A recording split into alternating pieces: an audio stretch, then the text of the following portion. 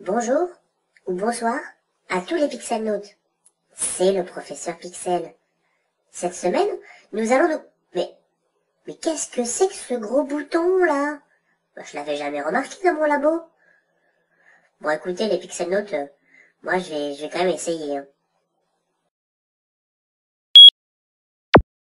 Aïe, ma gueule! C'est le professeur Xelpi, notre Pixel, je sais pas quoi là, wesh, derrière votre écran bien planqué. Aujourd'hui, ça va être radicalement différent. On va parler de la Play, on va parler de FIFA, de Call of et de PES. Si t'es pas content, ma gueule, t'as qu'à fermer la télé. Bon. Mais c'est quoi ce bouton là à côté? Vas-y, il est marqué puce et tout, mais c'est pour les cas. Capuche, excellent et tout. Allez, j'appuie, on va voir ce que se passe, ma gueule. Bah alors là, les Pixelnautes, je n'ai pas bien compris ce qui vient de m'arriver. Je vais regarder ma vidéo sur YouTube pour tenter de comprendre. Bref, aujourd'hui, nous allons parler d'un jeu, ou plutôt d'une série de jeux connus de tous. Faites votre pactage, les Pixelnautes, en avant-marche, le devoir nous appelle. Bah oui, l'appel du devoir. On va parler des Call of Duty, les Pixelnautes. Call of Duty, pour les anglophobes, l'appel du devoir est une série de jeux en vue FPS qui a pour thème la guerre, mon colonel.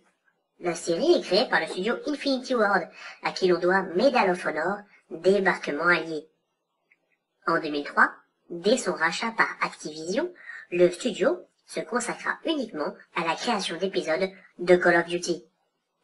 Le tout premier opus, intitulé Call of Duty, sort donc en octobre 2003, uniquement sur PC.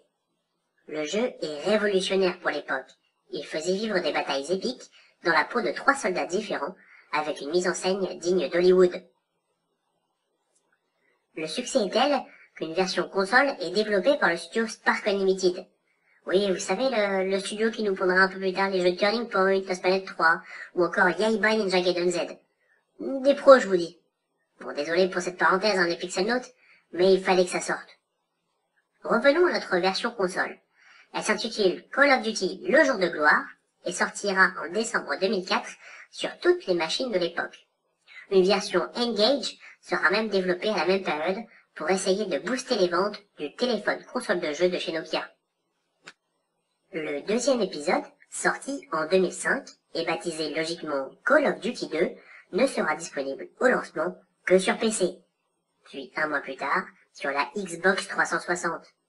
Le jeu se déroule toujours pendant la Seconde Guerre mondiale et applique de nouvelles règles de gameplay et de level design. Une relative liberté d'action fait même son entrée. Exit donc l'aspect couloir, exit aussi les trousses de soins que le joueur avait l'habitude de rencontrer. Place désormais à la régénération automatique du joueur. Il faudra alors quitter un peu l'action pour reprendre des forces avant de se lancer à nouveau à l'assaut d'un tank. Une version PS2, Xbox première du nom et GameCube, sortie également à la même période, nommée Call of Duty Big Red One. Elle fut développée par Treyarch.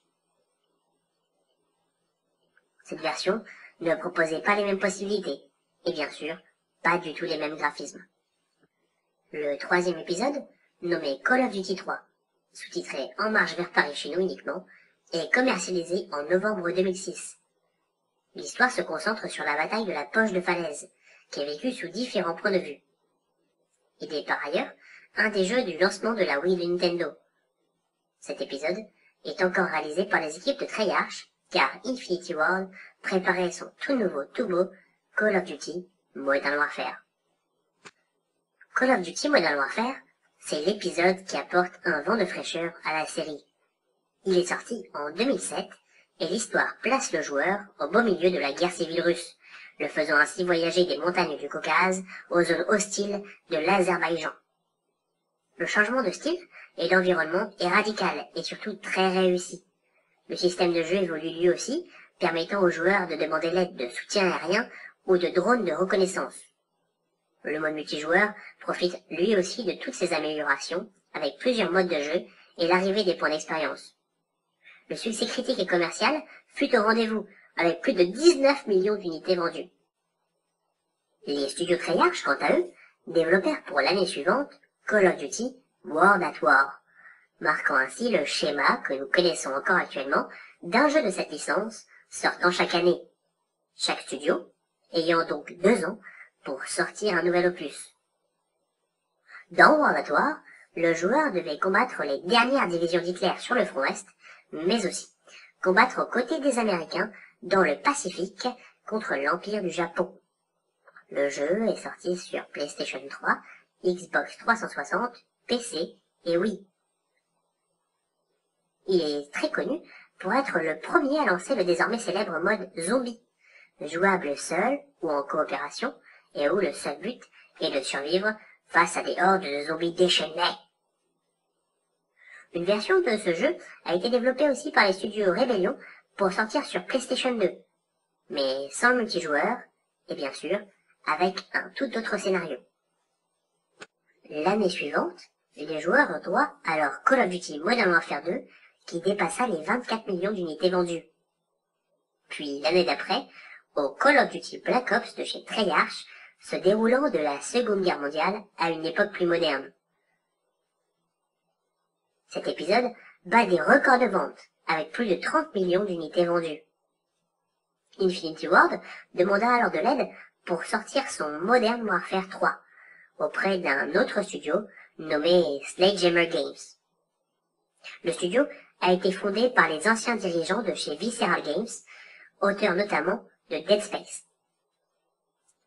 Call of Duty Modern Warfare 3 est toujours aussi efficace, et même si son moteur graphique commence sérieusement à dater, les joueurs se précipitent pour acheter ce nouvel opus, qui est à ce jour la meilleure vente de la licence Call of Duty, avec plus de 30 300 000 unités vendues.